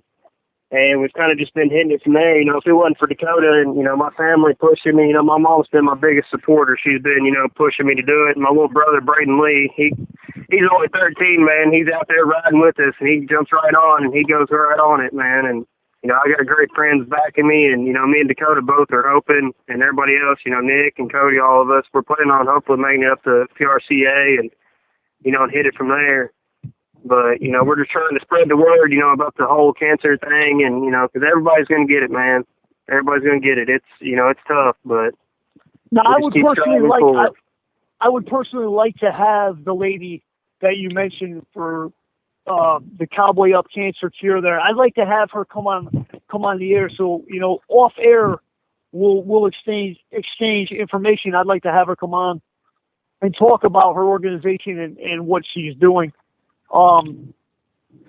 So we'll move on. Mr. Collins, you on the phone, sir? Yes, sir. Wild horses couldn't set me away. All right, so we're gonna start with this. We got a little issue with your name, son. How do you say your first name? Cody. I hear you filed a grievance on me about your first name. How do you say it? I say Cody. Okay, you say Cody, but your name is spelled Coty. So I say yes, Cody, but you say Cody. Okay, so we'll go with Cody. Cody Collins, # be handy, # from the dirt road to the car wash. You know what I'm saying? Go ahead and explain what you do in bull riding, where you've been, where you're going, who you're sponsored with, and get a couple minutes to go ahead and talk about anything you'd like to with that. All right. Man, I started off when I was about 12 years old. I mean, I don't really know where I kind of picked up on that. My family, nobody in my family rodeos. I come from a cattle farm family and coal mines and stuff like that. But as long as I could ever remember, man, that was just my biggest dream. My daddy told me when I turned 12 years old, he put me on. And actually, on my 12th birthday, he put me on. So I started hitting junior deals in junior high school rodeos. I rode with them for a long time, and I linked up with Disney Mountain down there. Got in their junior bull riding in the Little Bitches deal. Rode that for several years, learned a lot of stuff, man. I give a huge shout out to Perry Don West, man. He really put me on in that bull riding school, and Darren and a few guys like that at their bull riding schools, and Lyle Sankey. And all them guys got a real good school, and that's where I picked up on my stuff at, right off from an early age. I was pretty fortunate at having real good mentors and stuff like that coming up. I was winning a lot of events when I was anywhere from 14 to 18. I think 2 weeks after I turned 18, I was at an IPRA deal. Got hung in my rope pretty good. When I was riding right-handed. Took a nasty hanging, broke my shoulder in 86 places in my arm and 37. Had a horn ran through my neck and busted my trachea. So that put me in a real bad slump, man, for a long time. And just through, God and other good bull riding buddies, man, I just kept getting on practice bulls, and started doing the deal again. Rode a fever deals here and there, nothing too much, you know. That wreck kind of got in my head, man. And I mean, you'll get that a lot of times, and a lot of guys. I was fortunate. I rode through it. I didn't let it really interfere with my thought of getting on and getting my mindset right and stuff like that. But talk about my sponsors and stuff, man. These small town guys has really put me on. Really, I like the small town deals myself better just because I like promoting my hometown, man. We come from a little old place, you know. I try to get everybody out there. They're real friendly, never meet a stranger. M&M, Tile, Floor, and Roofing, they put me on pretty good. My dad, Cow Farm, he just started putting me on pretty good. Cowboy Coffee Chew, man, they put me on pretty good. I know they saved me a lot of money in backer here recently, so that's a pretty good thing. Absolutely. Now, I want to touch on one thing with your injury that you had talked about. If you could just talk a little closer into the phone for me. What was that injury like, and how was it when you came back from that injury? Because that's an injury a lot of guys won't come back from. How was that? And I mean, you're back riding bulls, you know, going into a big level. So explain that a little more. Man, honestly, right before I got hurt, man, like Nicholas Savoy would say, I would have got on a 3-headed tiger, man. But that wreck right there really broke my spirit. It really scared me. I was hung. They ended up cutting my handle on my rope and getting me out. But man, it really put me in a bad spot because I thought about hanging it up and stuff for a long time. But honestly, man, just like going back to the bull riding schools, man, the old timers, they kept on me, kept in touch with me and stuff like that. Everybody kept up with my recovery, and they just kept getting me on practice bulls. Now, I go to practice pens and I get on a bull, he'd get hot in the box, I'd get off of him. You know, and I just slowly worked through it, man. I didn't go right back into the rodeo setting. I go to a lot of practice pens, get on a lot of easy stuff just to get my confidence back. But it hasn't been no day off, man. It's not like that I just walk straight back into it with the mindset that I did have then. Even still today, right. now today there's not enough money in the world, and there's not a bull riding that I would go to and get on without a helmet. Now, I have been to several practice pens where I just didn't have one handy, but to me now, back then, I used to think that not wearing a helmet, I had this image to uphold, and I wanted to be known as a cowboy kid with an OSB. Like, I thought the helmet thing was just for sissies. You know, I was hardcore. I was a bull rider. I was wearing my hat. But looking at the overall picture and where I want to go now, man, that helmet's is a necessity. Because if I don't ride, I don't get paid. And if I don't get paid, then I'm going to be sleeping in the car. And, I mean, it's not about the image to me. I just want to ride bulls. I want to be able to knowingly get on my bull and get back off and know that, you know, that helmet is going to help me achieve that so much more on the next ride. Right. Now, my personal opinion of a helmet is I 100% believe in it. It's obstructive to me, personally. You got guys up here, up in Yankee land, like Patrick Lillis and Big Bram, who just would not wear a helmet, and look at anybody who is wearing a helmet as basically a pussy. You're a pussy. You're not a cowboy if you're wearing a helmet. You know, so, you know, I see both sides of it. You know, cowboys never wore helmets, but I also see brain injuries, which I'm actually having a doctor come on in October about brain injuries in UFC and bull riding and boxing. Because this show, Hollering with Hammer on VictoryLaneRadio.com, that everybody's listening to right now, with 4 cowboys out of Kentucky, Cowboy Coffee Chew guys.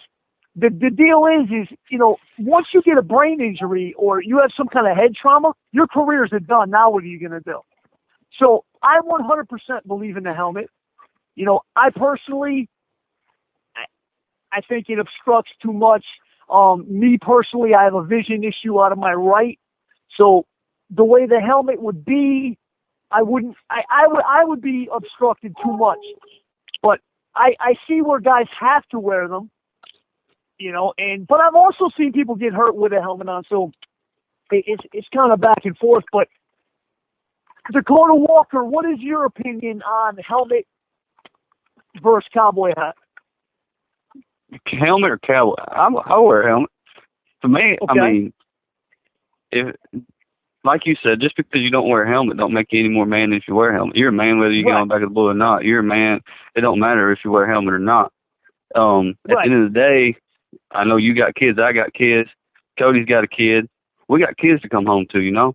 We're chasing a paycheck. If we can take a brain injury or anything like that, which anything is possible, but we won't be able to take care of our kids. We won't be able to raise our kids. If you take a really bad serious.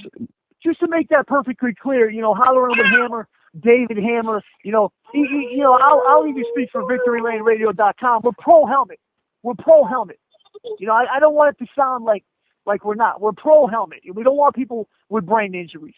100% pro helmet over here. So, just to go back to that, Tyler Lee, what's your opinion? Do you ride with a helmet or a cowboy hat? I ride with my helmet, and I've always rode with my helmet. I don't really, see anything different than riding with a helmet or not. But, like we were down at a practice pen, and a boy got on a bull, and he had rode with his helmet before, and then we told him, hey, you need to put your helmet on. Dakota was there for this.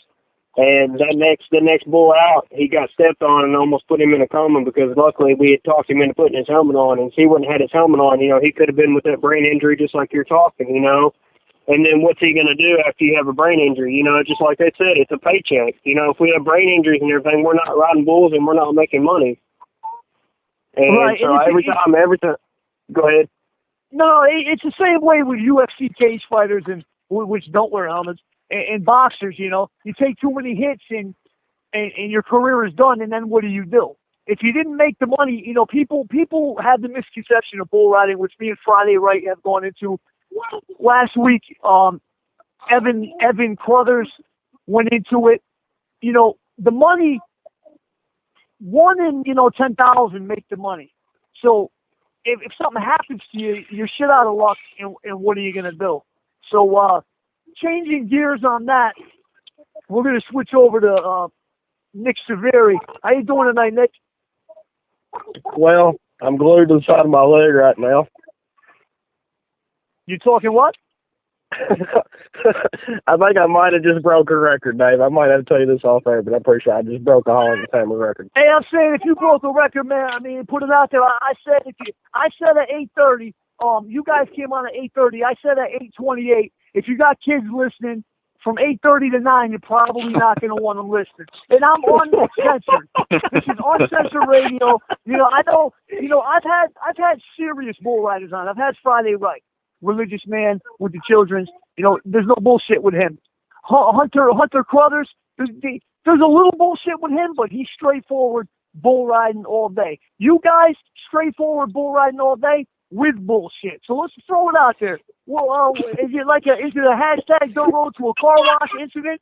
Or it's a hashtag. I just got a blowjob listening to everybody talk right now, and she literally just got out of the truck about 2 minutes ago.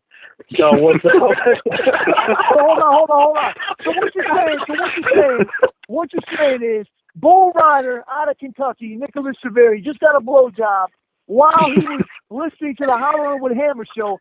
She might have been good looking, son. Hammer. I'd give her a solid. I'd give her a solid 5.5. Solid 5.5. Okay, now a Southerner's solid 5.5 is probably like a 4, right? Be honest. So we're looking at be honest, she's probably a 5. I wouldn't do it to her. Yeah. Did she also have her front teeth? Did you yell on the front teeth? Front teeth. Okay, well, I don't know, dude. Maybe that's why that shit was so good. All right, well, hey, that's a first for the Hollering with Hammer radio show, and I really hope the children's ain't listening, but I told everybody, man, make the children's leave. Okay, so a solid 5 gave you a blowjob while you were listening to the show. So did you hear anything about helmet, no helmet? I heard all about it. You were getting your helmet shined up. But what I'm asking is helmet on your head in a cowboy hat. I actually, to be honest with you, I don't like wearing a helmet. I feel like I ride better without one. But I usually do wear a helmet because I headbutt so many fucking bulls that it ain't, you know what I mean? If I didn't wear a helmet most of the time, then I probably wouldn't have any teeth, to be honest with you. We went to a practice field, me and Cody, last Sunday, and I headbutted Johnny B so hard I thought it broke my jaw. And if I probably didn't have a helmet on, it probably would have broke it. Absolutely. What is the deal with you, like with the practice bulls? Me and Dakota were talking about it, but me and you never went into it, me and you were more like, hashtag be handy and all that.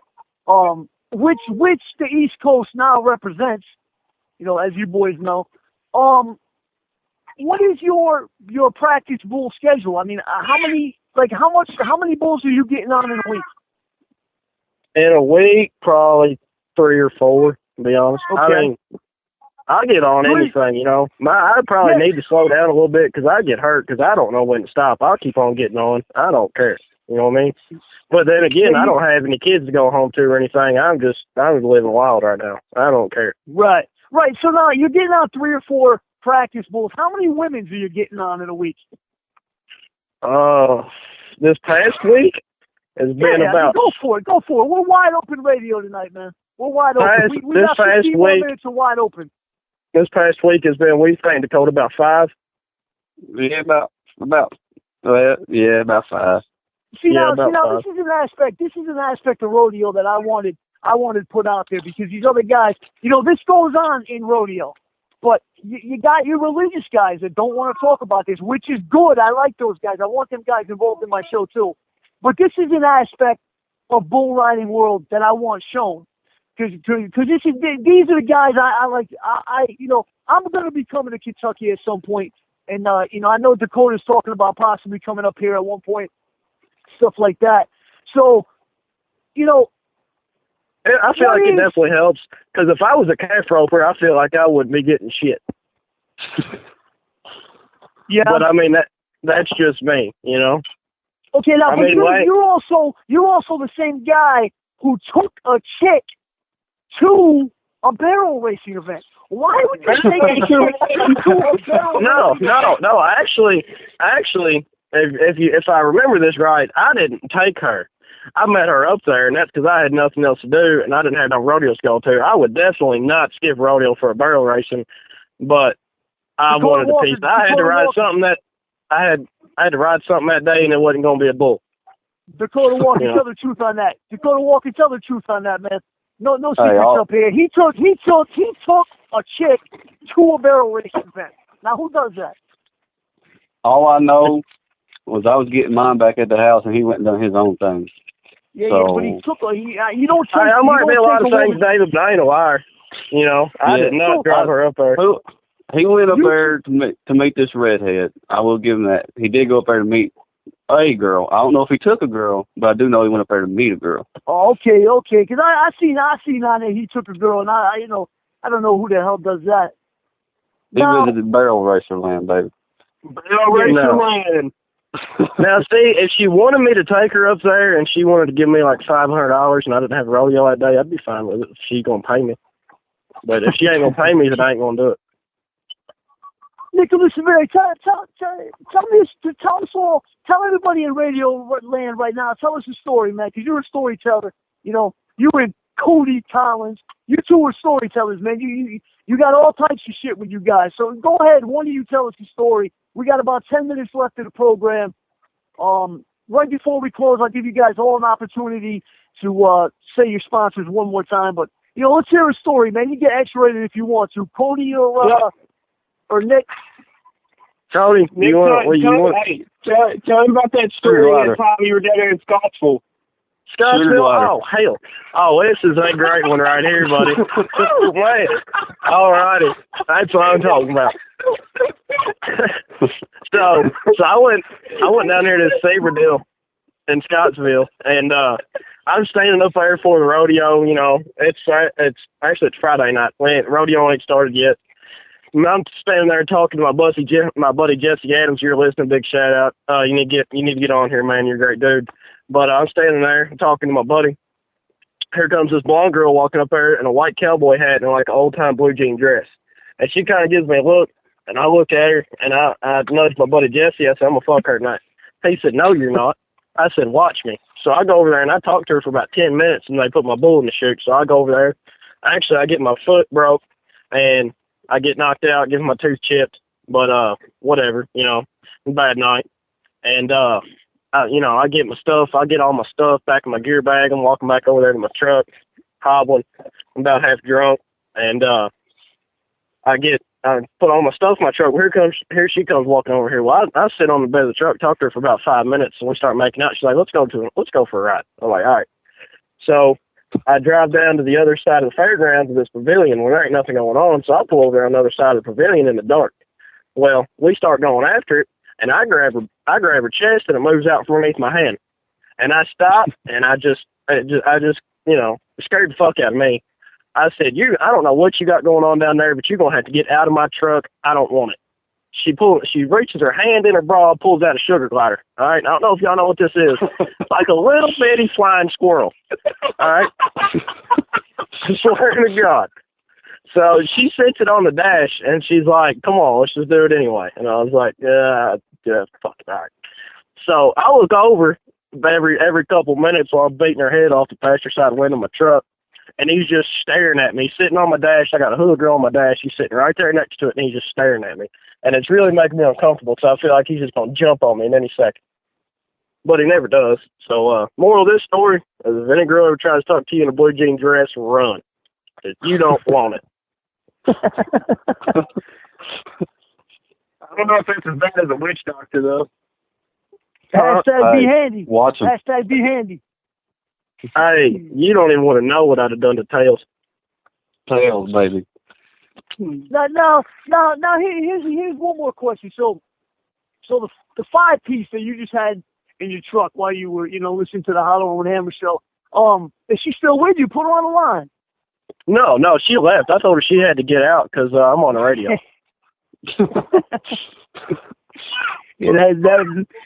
That would have been funny. All right, we'll just go into this real quick. Dakota Walker, you got any sponsors? One last time you want to give some sponsors out or anything? Yes, sir. We're riding to raise awareness to Cowboy Up for a Cure, and then that Cowboy Coffee Chew is best. I mean, it's helping me quit dipping, and it's giving me caffeine, energy throughout the day and stuff too. All right, Tyler Lee. Anything? Any last things you want to say, or any sponsorship or anything like that? Yes, sir. I just want to say for Cowboy Up for a Cure, we're raising awareness for that. The Cowboy Coffee Chew, they've really helped us all out. They've been a great sponsor so far. We're working on some more sponsors right now. I just want to give a big shout out to my mom. I know she's listening right now, Melissa Lee.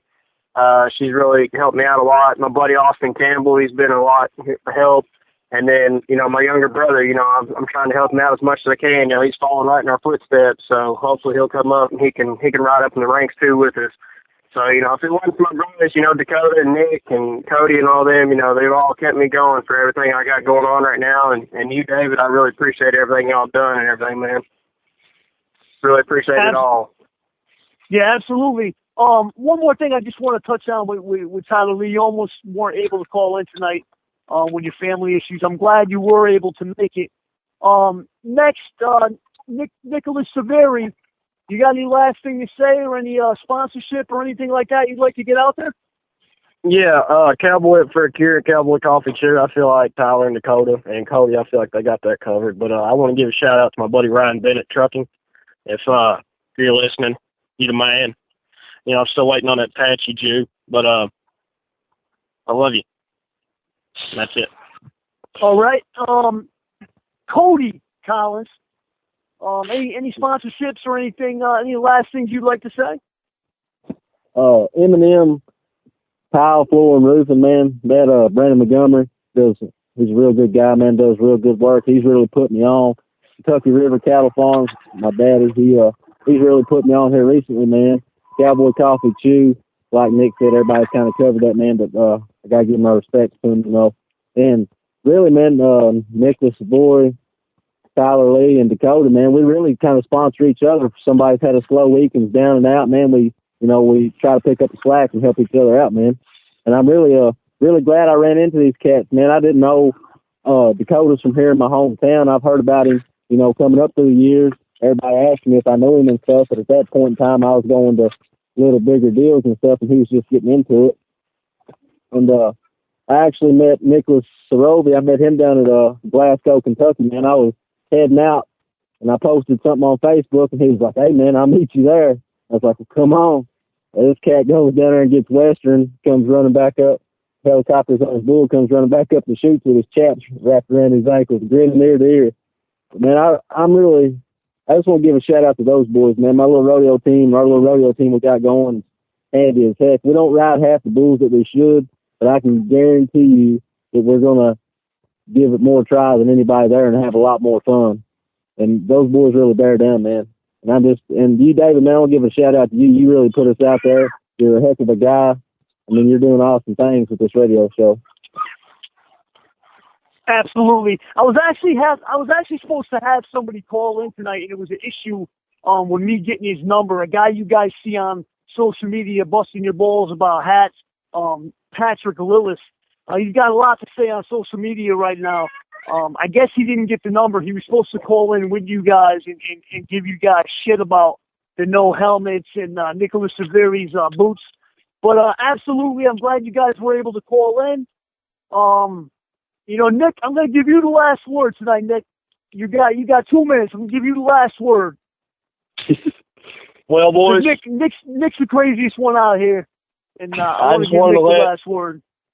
Everybody that's listening know is that I'm 168 pounds of twisted steel and sex appeal, and I've only turned down a handful of girls, so y'all might as well hit me up. And, this crew right here, we're fuckers and fighters and wild bull riders. And you're just going to have to learn us. And you don't mess with our crew because you mess with one of us, by God, you're getting all of us. And David Hammer is the man. David Hammer is the greatest Yankee there ever did was. Absolutely. The greatest radio show host there ever did was, I'll tell you that. All right, guys, yes, I'm going to let you go tonight. I'm going to let you guys go tonight. We're going to get you guys all back on again. It's been fun. Thanks for coming on. CowboyCoffee2.com. And what is it? Cowboy Up for a Tier. So, all right. Yep. I appreciate you guys coming on. All right. Thanks for having us. All right. Thank you. That was Dakota Walker, Nicholas Severi, Cody Collins, and Tyler Lee, up-and-coming bull riders out of Kentucky. It was good to have them on. I knew they were going to get a little wild. And Patrick Lillis, you were supposed to get on the line with them. I was going to give you open season on them. I don't know what happened with the number. I don't know why you couldn't get through. So, we'll have to arrange that at another time.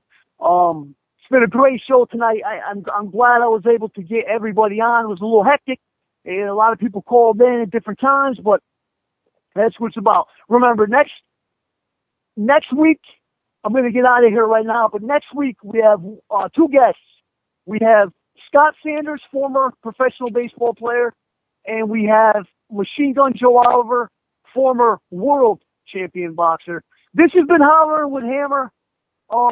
Thank you to everybody who was listening. Thank you to everybody who helps out. VictoryLaneRadio.com. Good night. Good people to the world. Wheel and Modified Tour is back at Seacock for the AnytimeRealty.com 150. Saturday, September 10th, 6 p.m. Experience 150 laps of the top NASCAR drivers in their ground-pounding 600-horsepower open-wheel machines. Big-time racing at your local home track. Check out SeacockSpeedway.com for details. NASCAR's Wheel and Modified Tour is back. Saturday, September 10th, gates at 4, racing at 6 p.m. Be a part of the best racing action in New England. Seacock Speedway. Thanks for joining us for this edition of Bump and Run. Check us out next Monday at 7 p.m. on the Victory Lane Radio Network. Couldn't hear the show live and want to hear it again? Tell your friends you can hear it all on VictoryLaneRadio.com.